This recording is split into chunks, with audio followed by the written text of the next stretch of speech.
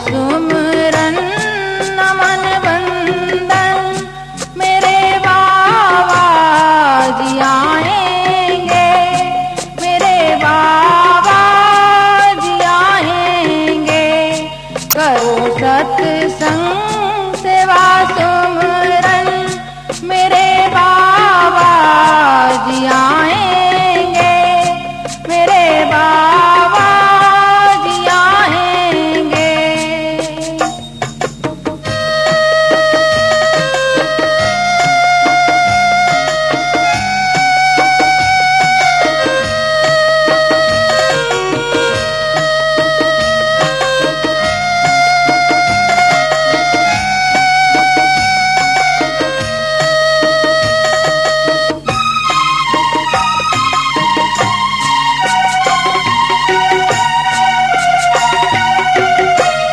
जगत के आप मालिक हैं, कहाते आप अविनाशी, कहाते आप अविनाशी, कहाते आप अविनाशी। थामी है आपके हाथों जगत जीवन मरण फांसी, जगत जीवन मरण फांसी, जगत जीवन मरण फांसी। करो तन मन से अभिनंदन मेरे बाबा जी आएंगे, मेरे बाबा जी आएंगे। करो सुमरन नमन वंदन मेरे बाबा जी आएंगे, मेरे बाबा जी आएंगे।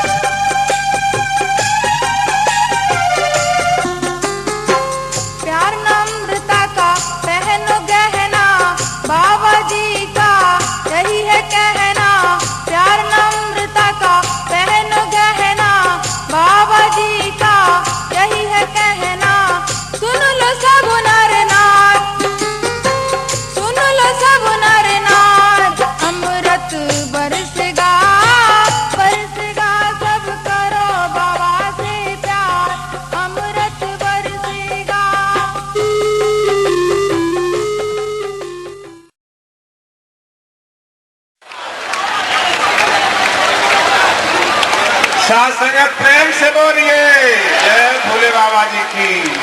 भाइयों और बहनों, अगर हम और आप पाक ब्रह्म परमेश्वर बाबा निराकार साकार से प्यार करेंगे तो अवश्य अमृत बरसेगा और थोड़ी देर के बाद बरसने ही वाला है। अब मैं आपके समक्ष आमंत्रित करता हूँ माननीय श्री ठाकुर बालपी सिंह इंजीनियर साहब, जनपद अलीगढ़। माननीय ठाकुर बालपी सिंह इंजीनियर साहब, जनपद अलीगढ़, आया संगत के समक्ष अपने उद्गार प्रस्तुत करें। साथ संगत प्रेम से बोलिए जय भोले बाबा जी। अरे भाइयों और बहनों, जोर से जयकारा दीजिए। साथ संगत प्रेम से बोलिए जय भोले बाबा जी की।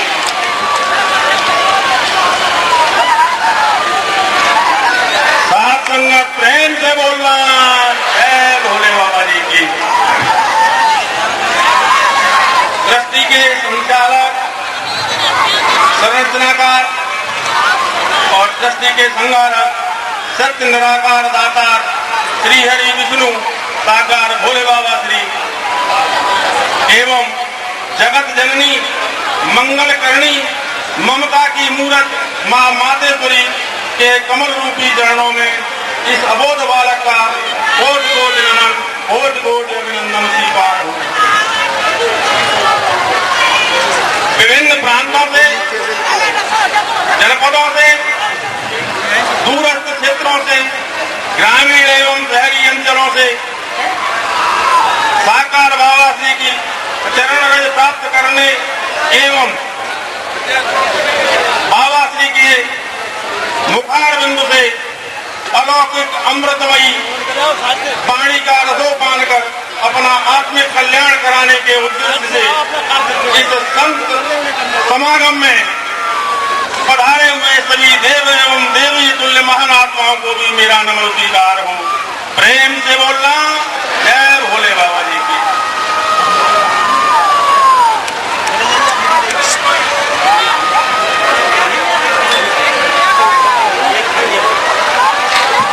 प्यारी प्यारी साध संगत, सत्य के सत्संग में ऐसे ही अद्भुत नजारे देखने को मिलते हैं जो आप यहाँ देख रहे हैं, क्योंकि ये हकीकत में सत्य का सत्संग है। सत्य का सत्संग उसे कहते हैं जहाँ सत्य नामी सत्य वक्ता का स्वयं संग मौजूद हो।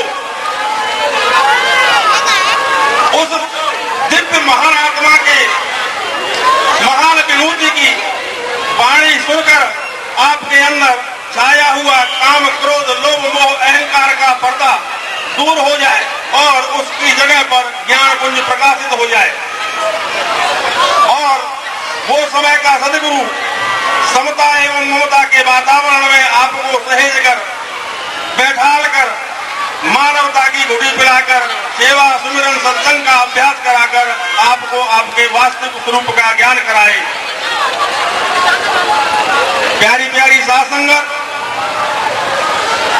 आज आपको इस एता के रामलीला प्रांगण में अद्भुत नजारा देखने को मिल रहा है, क्योंकि यहाँ पर आप सभी और हम बड़े सौभाग्यशाली हैं कि साकार बाबा श्री स्वयं आपको दर्शन दे रहे हैं। आज के इस ऐतिहासिक संक्रमण के दौर में, भौतिकतावाद के युग में, जहाँ चाहो और काल और माया का प्रचंड जोर हो, हर व्यक्ति अपने आप को मन के चंगुल और माया की हिलमिल में पूर्णतया फंसा चुका हो, अनाचार, अत्याचार, पापाचार का बोलबाला हो, मानवता त्राय त्राय कर रही हो। ऐसे समय में संत जनों की पुकार पर, भक्त जनों की पुकार पर मानवता की रक्षा है वह निराकार ब्रह्म किसी न किसी साकार तन में अपना प्राकट्य करते हैं, ऐसा शास्त्र बताते हैं, जो कि आज हमें हकीकत को देखने को मिल रहा है। प्यारी प्यारी साध संगत, इस विशाल जनसैलाब के सामने बड़े बड़े संत जन ज्ञानी जनों के बीच में उपस्थिति में और ऐसे अद्भुत नजारे के बीच में मुझ जैसा अज्ञानी प्राणी क्या वाणी दे, ये मेरी समझ में नहीं आता। मैं तो ये समझता हूँ ये ठीक उस तरीके से है जैसे एक बूंद सागर से कहे कि मैं सागर को प्राप्त कर लूंगी, तो सागर तो हंसेगा ही हंसेगा, सुनने वाला भी हंसेगा। प्यारी प्यारी साथ संगत, बूंद सागर को प्राप्त कर सकती है एक स्थिति में जब वो अपनी मैं और अपने अस्तित्व के साथ सागर को समर्पित हो जाए। ठीक इसी तरीके से सांसारिक मानव जब अपने अहम को त्याग कर साकार बाबा श्री के चरण शरण में पूर्णतया समर्पित हो जाए तो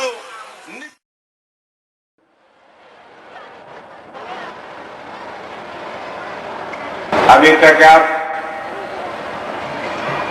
इन महापुरुषों के कमल मुख के द्वारा जो भी वाणी आ रही थी उसका रसोपान किए जा रहे थे। हर शब्द हमें मानवता, भाईचारा, अनेकता में एकता, मानवीय धर्म को धारण करने सत्य प्रभु परमात्मा की तरफ इंगित किए जा रहा था। यहाँ जो भी संत जन, महात्मा जन, महापुरुष एकत्रित हैं, जिस स्थिति में भी है, मैं उन महापुरुषों से, अपने उन भाइयों से, अपनी उन बहनों से, उन माताओं से यही विनती करूंगा, प्रार्थना करूंगा, निवेदन करूंगा। एक बार को अगर पैंट खराब हो जाती है जमीन पर बैठने से, साड़ी खराब होती दिखाई देती है धरती मां पर बैठने पर, आपकी अपनी इच्छा, लेकिन धोती साफ हो सकती है, साड़ी साफ हो सकती है, पैंट साफ हो सकता है, पैंट की क्रीज भी दोबारा बन सकती है। साथ संगत, ये नर्तन, ये मानव चोला बारंबार प्राप्त नहीं होता है, ये सत्य है, धर्मशास्त्र में पुष्ट करते हैं। तो मेरा सभी भाई बहनों से एक मानवता के नाते, एक भाईचारा के नाते निवेदन है, अनुग्रह है, प्रार्थना है, जहां भी है, जिस स्थिति में भी है,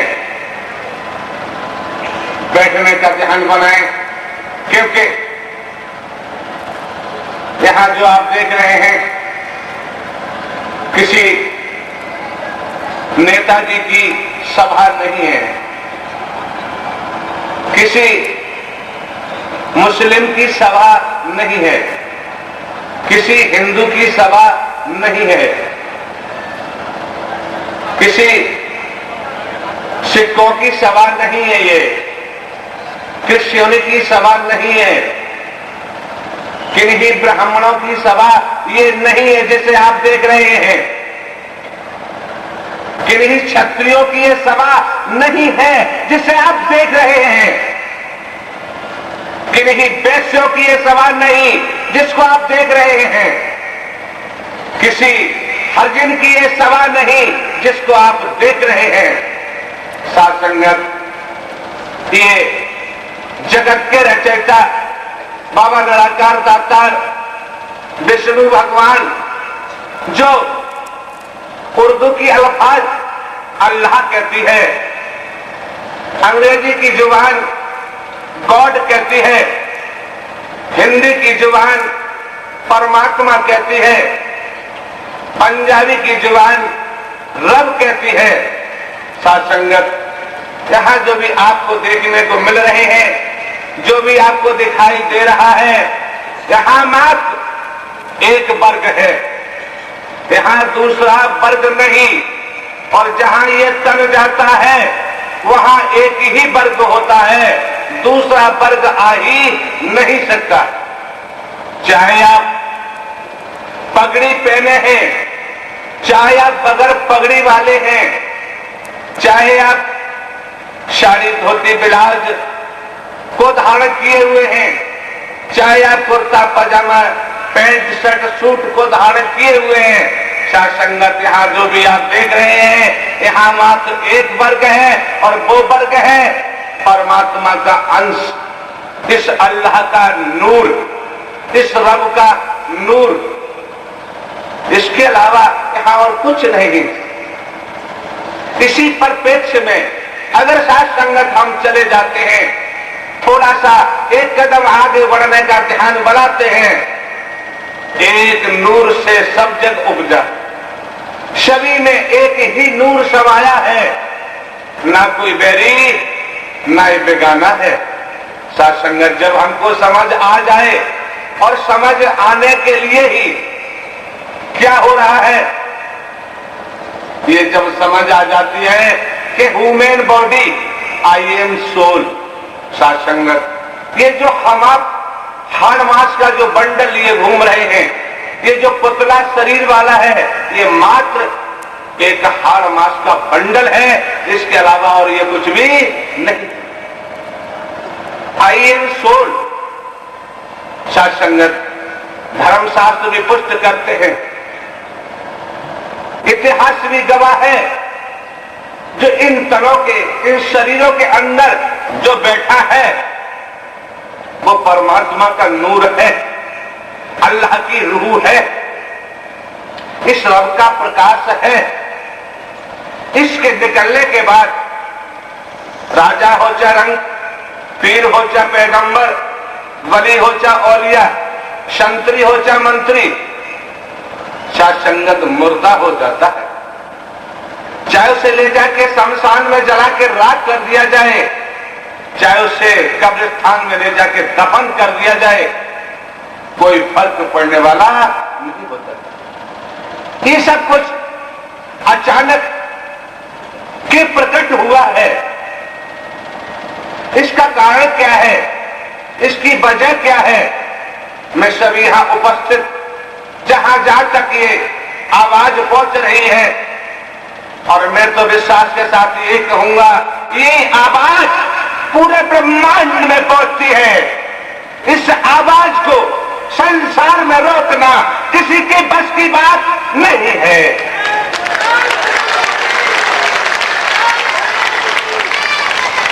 और ये आवाज पूरे ब्रह्मांड में गूंजती रहेगी जब तक ये तन है, जब तक उस जगत के रचयिता निराकार ब्रह्म का इस तन के माध्यम से कार्य संपन्न नहीं हो जाता है, कार्य पूरा नहीं हो जाता है, तब तक इस तन को छत पहुंचाना भी किसी के बस की बात नहीं।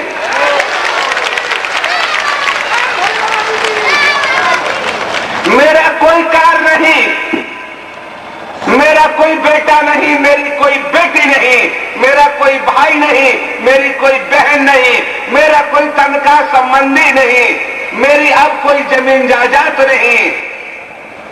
अगर है तो मात्र जगत के रचयिता निराकार ब्रह्म है। मेरी अपनी परिभाषा है, मैं तो निराकार का दासा। इससे ज्यादा, इससे अधिक अब मेरी कोई परिभाषा नहीं रही। किसी को संदेशा तो मैं नहीं भेजता, मेरी किसी से जानकारी नहीं। आपको सबको किसने बुलाया?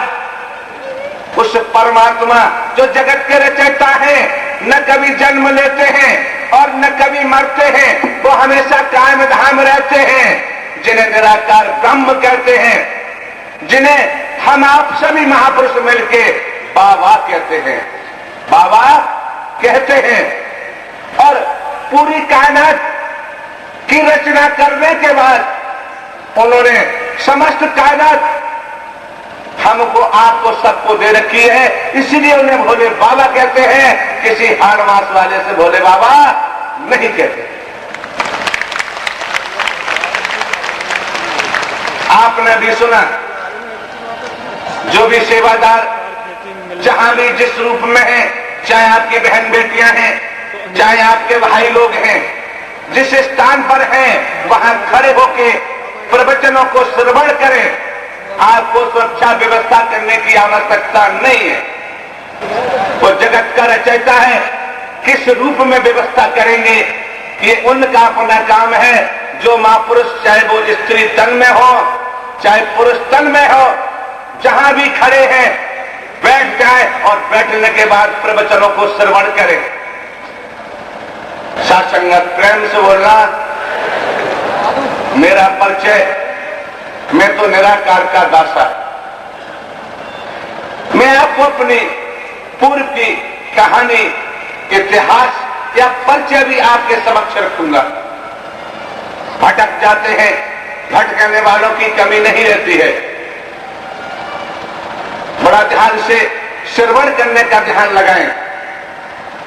कुछ समय पहले इसी तन का जन्म सूक्ष्म रूप में जो दो शब्द का नाम आता है एका। इसी जनपद के क्षेत्र में एक पटियाली तहसील पड़ती है। पटियाली तहसील के पास में एक छोटा सा गांव है, चाहे उसे नंगला कहें, जिसका नाम बहादुर नगर है। इस तन का जन्म वहां अवश्य हुआ। जो भी बाबा जी को मंजूर था, दाता को मंजूर था, उन्होंने पढ़ाई लिखाई भी कराई, हाथ में खुरपी भी चलाई है, हल भी चलाया है, मजदूरी भी की है। सुनते जाइए आप लोग कि श्रवण करेंगे तभी बात बनेगी। मजदूरी भी की है। अब वो मजदूरी कैसे की है? इस पार ब्रह्म परमपिता परमेश्वर बाबा नाकार दातार विष्णु भगवान की कृपा दया हुई। 18.5 वर्ष की उम्र में ही जो आप देख रहे हैं, आपके भाई हैं, आपके चाचा हो सकते हैं, आपके पिताजी हो सकते हैं, आपके बेटा हो सकते हैं, जो पुलिस की वर्दी पहने हुए खड़े हैं, किन्हीं पदों पर हो। इसी विभाग में एक आरक्षी के पद पर 18.5 वर्ष में नौकरी दे दी। नौकरी बखूबी ईमानदारी निष्ठा से करने का मुझे सौभाग्य प्राप्त हुआ। नौकरी के दौरान शिक्षा ग्रहण करने का भी मुझे सौभाग्य प्राप्त हुआ। क्यों हुआ? क्या जगत के रचयिता की मौज रही होगी? उन्होंने खुरपी हाथ में से छीन ली, हल भी छीन लिया। जो कुछ पढ़ाई लिखाई इस क्षेत्र में रहकर की जा रही थी वो भी छीन ली। मालिक की मौज, बाबा जी की कृपा दया, उन्होंने ये वर्दी दे दी जो आप देख रहे हैं। आपके भाई हो सकते हैं, आपके पिताजी, आपके चाचा, कोई संबंध हो सकता है, क्योंकि इसी समाज में से गए हैं। कहीं बाहर से, साथ में आकाश से पुलिस विभाग टपक के नहीं आया। वर्दी देने के बाद क्या बाबा जी की मौज होती है? उन्होंने कृपा दया की, ये कानून वाली वर्दी भी छीन ली। 15 वर्ष पहले उन्होंने वर्दी छीनी और इंटेलिजेंस आपका एक विभाग होता है, उसमें भगा दिया। वहां पहुंचने के बाद आज आपके सामने क्या हो रहा है? खुरपी छीननी, हल भी छीन लिया, जिसे अपना परिवार कहते हैं वो भी छीन लिया। जमीन जायदाद आप लोगों को जानकारी नहीं है, जानकारी कर लीजिए। गुजारे कला कितनी जमीन जायदाद है, पहले से उन्होंने व्यवस्था की हुई है। ये सब कुछ छीनने के बाद कानून वाली वर्दी भी छीन ली। अब उन्होंने क्या काम किया? अपने सीने से लगा लिया, अपने चरणों की रज दे दी। अगर वो पिता परमेश्वर जो जगत के रचयिता अगर अपने सीने से नहीं लगाते, अपने पैरों की रज न देते, जब जन्म हुआ उससे पहले भी एक सेवक बन के सेवा की, पुलिस विभाग में पहुंचने के बाद भी एक सेवक बन के सेवा की। आज जो आप देख रहे हैं सब कुछ छीन लिया, संसार ही छीन लिया, और छीनने के बाद उन्होंने अपने सीने से लगाया, अपने चरणों की रज दे दी इस पार ब्रह्म परम पिता परमेश्वर ने। ये सब कुछ करने के बाद आज जो मौका मिला है, समय मिला है, वक्त मिला है, उस समय सेवक बन के सेवा कराई। आज महासेवक बनकर समस्त संसार रूपी समाज के चरणों की रज और धूली लेने का मुझे सौभाग्य प्राप्त हो रहा है।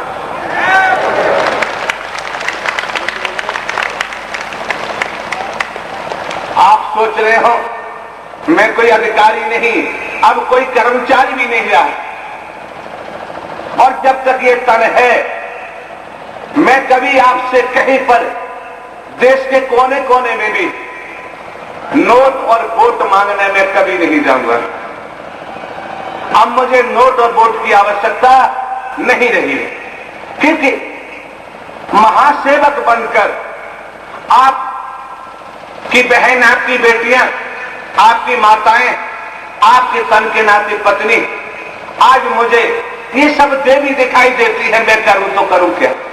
आप सब देवता दिखाई देते हैं, और यहां से जाने के बाद अगर आप चोरी करेंगे, यहां पर मौजूद रह के अगर आप किसी की जेब काटेंगे, यहां मौजूद रह के आप किसी की चैन को काटेंगे, चोर चोरी का काम करेगा वो मानेगा नहीं, पॉकेट मार पॉकेट काटेगा वो मानेगा नहीं, डकैत डकैती डालेगा वो मानेगा नहीं।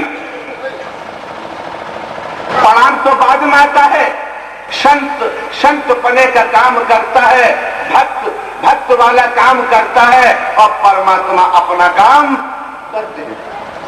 पॉकेट मार वालों को भी सजा मिलती है कि वो भी परमात्मा को किसी किस रूप में याद करते हैं।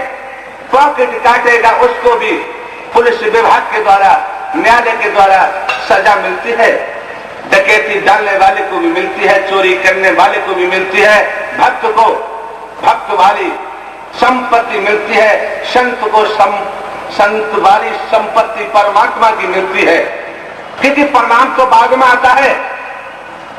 आज खेत को बनाया, आज खेत में खरपतवार दूर किया, हल चलाया, जब समय आने पर अच्छा बीज उसमें गेहूं का डालते हैं, अंकुर को होता है, समय आने पर जब उसमें जल लगाते हैं, पानी लगाते हैं, खाद लगाते हैं, निराई गुड़ाई करते हैं, देखभाल करने के बाद 6 महीने के बाद कई फसल हाथ में लगती है। चोर चोरी करता है, डकैत डकैती डालता है, पॉकेट मार पॉकेट काटता है, लर वाला लर तोड़ता है, आप में बैठा होगा वो आपकी शकल जैसा होगा, पॉकेट मार वाला आपकी शकल होगा, आप में ही बैठा होगा, क्योंकि फूल की पहचान उसकी खुशबू से होती है, सुर असुर की पहचान उसके कर्म से होती है। तो चेतावनी भी दी जाती है, कहो कि भोले बाबा के सत्संग में गए और मेरी लर मार दी, थाने में जाके पहुंच जाओ, नाहक पुलिस विभाग के पुलिस जनों को परेशान करो, पॉकेट मारने वाला मारेगा, फिर थाने में जाके पहुंच जाओ, पुलिस जन को परेशान करो। इसलिए अनुशासन, मर्यादा, संयम, सतर्कता, 4 शब्दों का ध्यान रखना बहुत जरूरी है। जब इन 4 शब्दों का आप ध्यान रखेंगे तो मैं समझता हूं हर परेशानी से, हर दिक्कत से, हर कष्टों से बच सकते हैं। अब ये सब कुछ आपके सामने प्राकट हो रहा है, ये सब कुछ आपके सामने पैदा हो रहा है, किस लिए हो रहा है? शब्द ही सार है, बाकी सब बेकार है। शब्द ही ओंकार, शब्द ही निरंकार, शब्द ही सदगुरु और शब्द ही परमात्मा। श्रवण करें, ये नहीं है विश्वास श्रद्धा आस्था के साथ आपका यहां आगमन हुआ है, आने जाने का भावना का भाड़ा तो मिलना ही है, न मिलने का सवाल ही पैदा नहीं होता, क्योंकि इसलिए मिलना है 10 भाई बहन कहीं से आते हैं। किन्हीं लोगों ने पूछा कि भैया इतनी भीड़ कहां से आ रही है? उन्होंने कहा हम सुशीला देवी जी के सत्संग में से आ रहे हैं। अच्छी बात है, सत्संग करना जीवन में नितांत आवश्यक है, करना भी चाहिए। 20 महापुरुष के दर से आ रहे हैं। कोई जन पूछने लगे कि बहन जी, भाई साहब कहां से आ रहे हो? उन्होंने कहा हम मोती सिंह के सत्संग में गए थे, मोती सिंह के सत्संग से आ रहे हैं। सत्संग करना बहुत जरूरी है, करना भी चाहिए। और किसी ने पूछा 50 स्त्री पुरुष आ रहे हैं कि भैया कहां से आगमन हुआ है? उन्होंने कहा कि हम सुदामा सिंह जी के सत्संग से आ रहे हैं, वहां से आगमन हुआ है। बिल्कुल जाना चाहिए, सत्संग करना बहुत जरूरी है, वंचित नहीं रहना चाहिए। अगर कोई जन, कोई महापुरुष आपसे जानकारी करते हैं कि कहां से आ रहे हो, आप कहोगे कि भोले बाबा के सत्संग में से आ रहे हैं। यहां समझिए, जो जीता जागता है और जिसका आपने नाम लिया और जिनका नाम आप बाबा लेते हैं, जगत के रचयिता लेते हैं, अजन्मा अविनाशी हैं, उनके सत्संग में जाओगे तो क्या नहीं मिलेगा? शरीरधारी तुमको क्या दे सकता है? परिणाम सामने आ रहा है। और बाबा जी ने कृपा दया की तो शायद बाकी परिणाम भी बहुत नजदीक और बहुत जल्द समय में ऐसे आपके सामने, आपके देश के सामने, आपके विश्व के सामने ऐसे प्रकट होने लगेंगे। दूध का दूध और पानी का पानी सामने आएगा और ना लेकर सवारी करेंगे।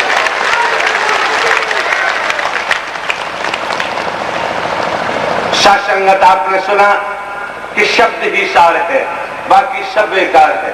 शब्द ही ओंकार, शब्द ही निरंकार और शब्द ही सदगुरु और शब्द ही परमात्मा।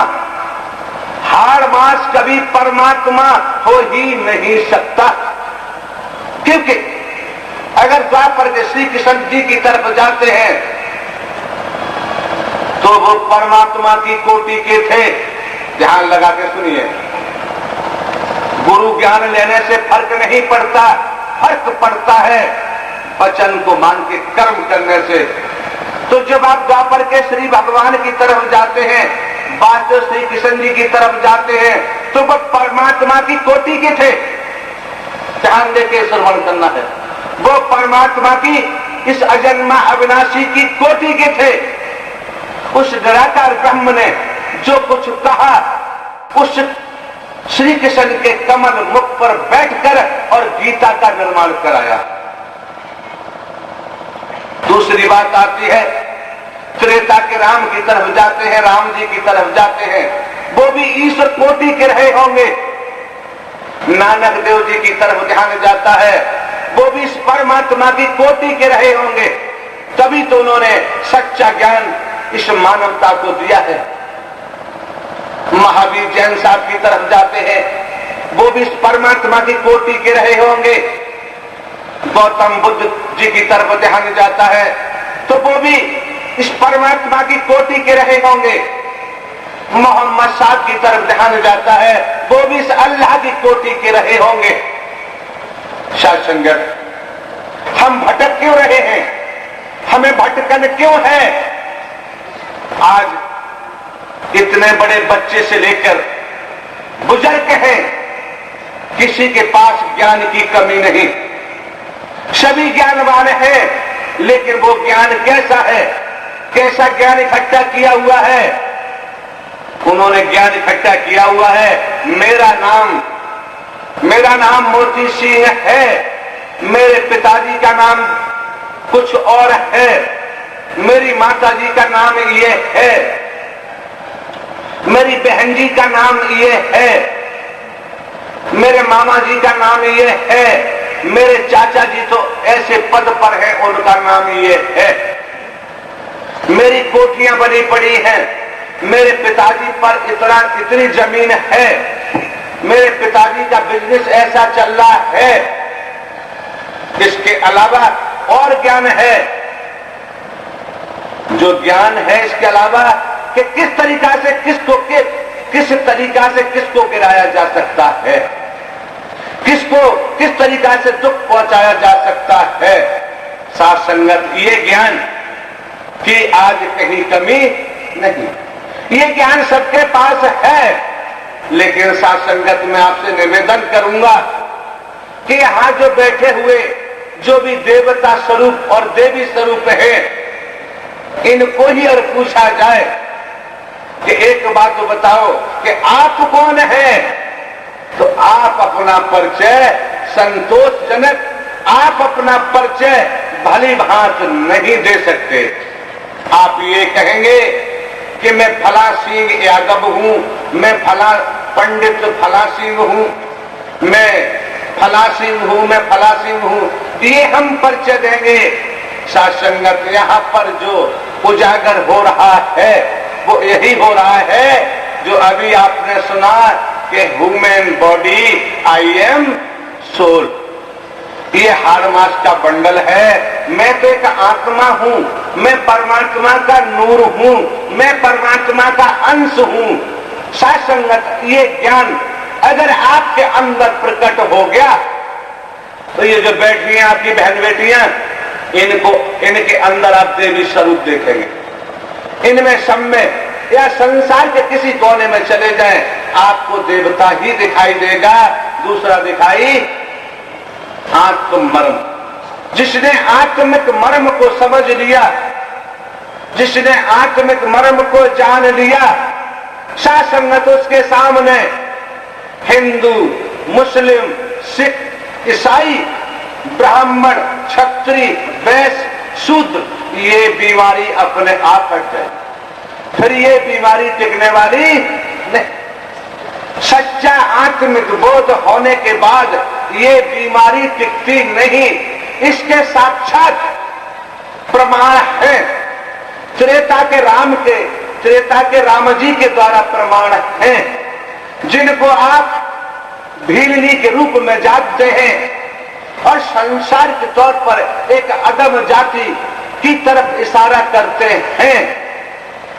त्रेता के राम जी ने झूठे बेरों को खा करके और ये हमें जानकारी देती, ये हमें समझ देती, आने वाली जो जनरेशन है, आने वाली जो संतानें हैं, वो सबको छोड़ के गए हैं कि झूठे बेरों को खाकर न कोई हिंदू, न कोई मुस्लिम, न कोई सिख, न कोई ईसाई, न कोई ब्राह्मण, न कोई क्षत्रिय, न कोई वैश्य और न कोई शुद्ध। क्या है? मानव धर्म धर्म नहीं दूजा, मानव धर्म धर्म नहीं दूजा। सासंगत ये भी ध्यान रखें, ये भी ध्यान रखें कि मानव धर्म इस जगत के रचयिता परमात्मा की इच्छा है। मानव धर्म लागू करना जगत के रचयिता परमात्मा उन निराकार ब्रह्म की इच्छा है, और जब परमात्मा की इच्छा है उसको मिटाना, उसको हटाना बहुत मुश्किल है, बहुत मुश्किल है। क्योंकि परिवर्तन स्वाभाविक है, परिवर्तन स्वाभाविक है, और परिवर्तन उस पार ब्रह्म परमपिता परमेश्वर की इच्छा है। जब परमपिता परमेश्वर की इच्छा है तो उसको भी मिटाना संसार में किसी की बस की बात मुझे दिखाई नहीं देती। क्योंकि आज जो वर्तमान में समस्त जनमानस, समस्त संसार रूपी समाज, मैं क्या करूं, मैं मजबूर हूं। मुझे हिंदुस्तान नहीं दिखता, मुझे संसार दिखता है। संसार की आवाज निकलती है। मेरा परिवार संसार है, मेरा परिवार, मेरा कोई वर्ग अपना नहीं, मेरी कोई अपनी जाति नहीं। अगर आप जाति में भी आकलन करते हैं तो मैं मात्र सफाई वाला हूं।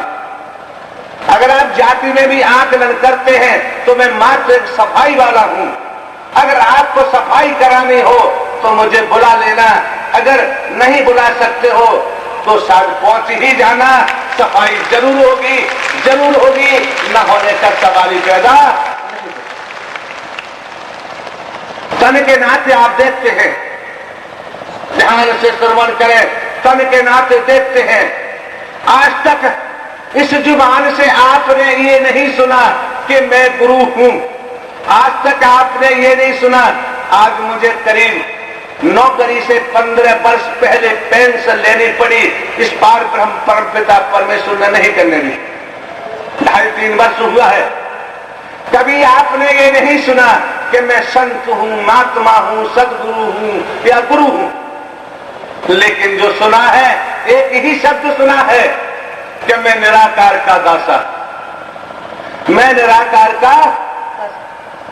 अभी जो आप सुन रहे थे कि राम जी, श्री कृष्ण जी, नानक देव जी, महावीर जैन साहब, गौतम बुद्ध साहब, चाहे महात्मा गांधी हो, चाहे वो डॉक्टर अंबेडकर हो, वो किसी एक वर्ग के नहीं थे, वो संसार के लिए आए थे। उनमें संत प्रवृत्ति थी, वो किसी एक बल से बंधे हुए नहीं थे।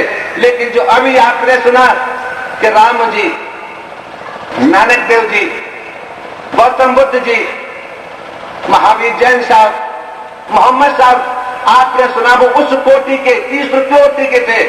जैसे अभी आप देख रहे हैं आपके सामने वर्दी धारण किए हुए आपके भाई, आपके पिता, आपके चाचा, या जिस संबंध संसार का हो आपसे, कि कोटि आपकी समझ में नहीं आया होगा तो कोटि बात समझे।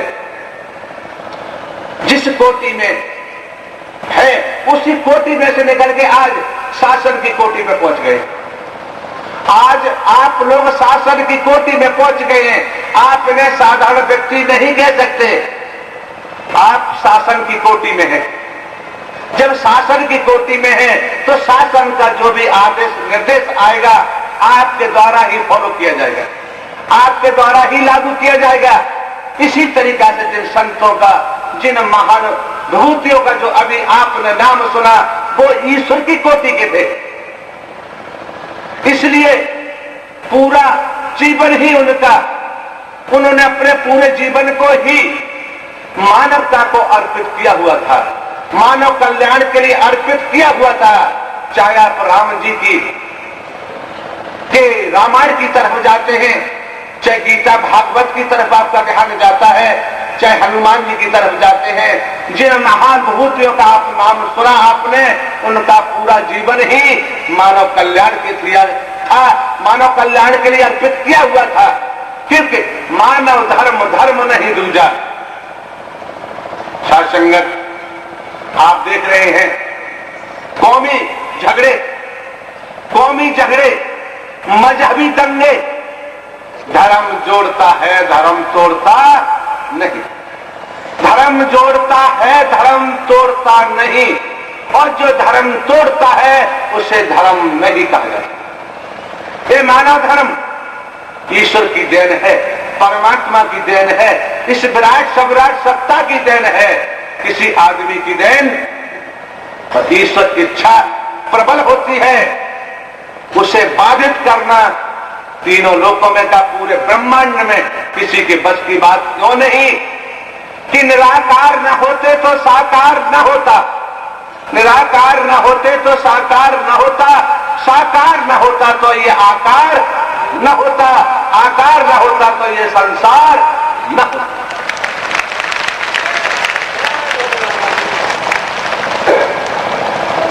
फिर भी धर्म शास्त्रों के माध्यम से देखें, सुने,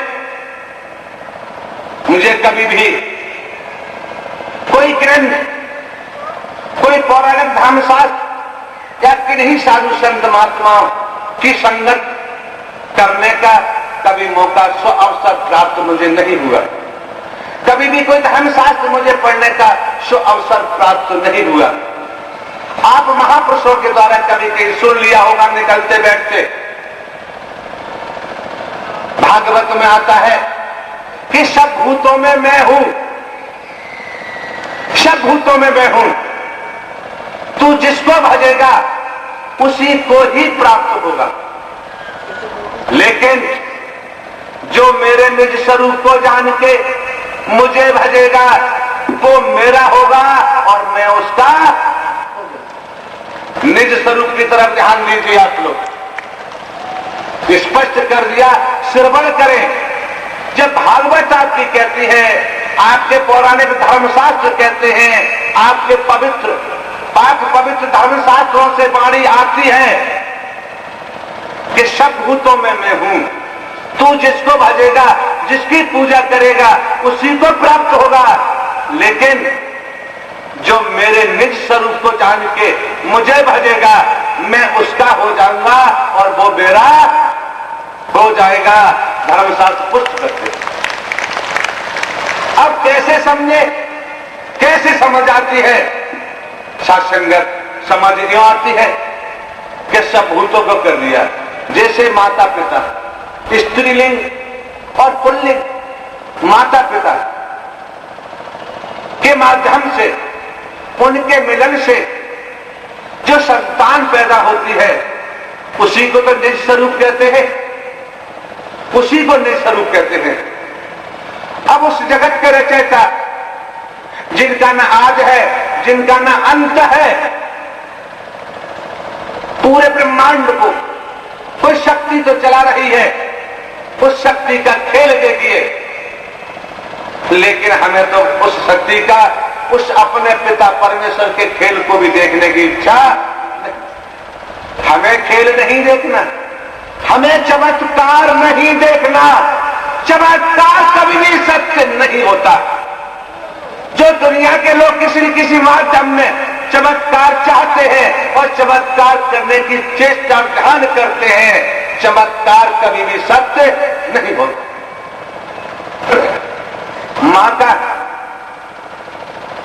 मां का रज, पिता का एक बूंद, जिसे हम अमृत कहते हैं, एक बूंद से इतने बड़े पुतले बना के तैयार कर दिए। आंख, नाक, दांत, कान, हाड़, मांस, कोई कमी नहीं छोड़ी। इससे बड़ा चमत्कार और परमात्मा का क्या देखोगे? ये जो आवाज आ रही है